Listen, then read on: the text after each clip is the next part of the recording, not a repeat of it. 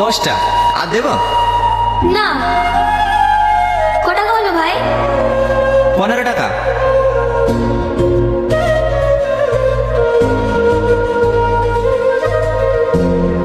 ভাই আমাদেরকে ফুচকা দাও। হ্যাঁ দিচ্ছি। টনি, তুমি এখানে? আজ 3 বছর ধরে তোমাকে পাগলের মতো খুঁজে বেড়াচ্ছি। তোমার কি আমার কথা একটু মনে পড়েনি? আরে আরে এই কি করছেন আপনি? আপনাকে তো আমি চিনিই নি। ছাড়েন ছাড়েন বলছি, ছাড়েন। এসব তুমি কি বলছো? তুমি আমাকে চিনতে পারছো না? আমি তোমার সালমা। তুমি কেন আমার ভালোবাসা অস্বীকার করছো? সালমা? কোন সালমা? আমি সালমা বলে কাউকে চিনিনি। ছাড়েন আমাকে। সালমা রাস্তাঘাটে কি সুন্দর ফোন করেছো? 10 দিন বাদে তোমার সাথে আমার বিয়ে। তুমি নাটক করতে বসেছো? চলো।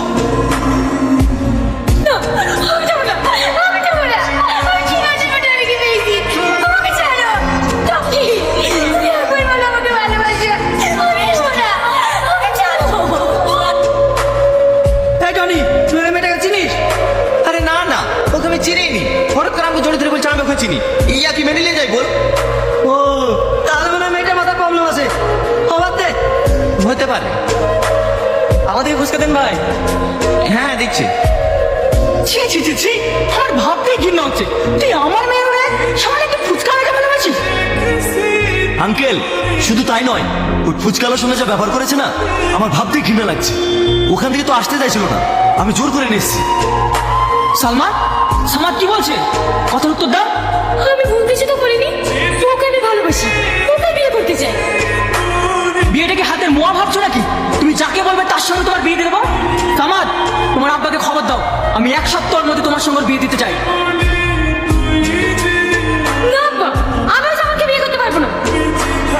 ও, তুমি সামাদকে বিয়ে না করে ওই ফুচকাটাকে বিয়ে করবা? এটা আমার ফাইনাল ডিসিশন। তোমাকে ওই সামাদকে বিয়ে করতে হবে। আন্ডারস্ট্যান্ড?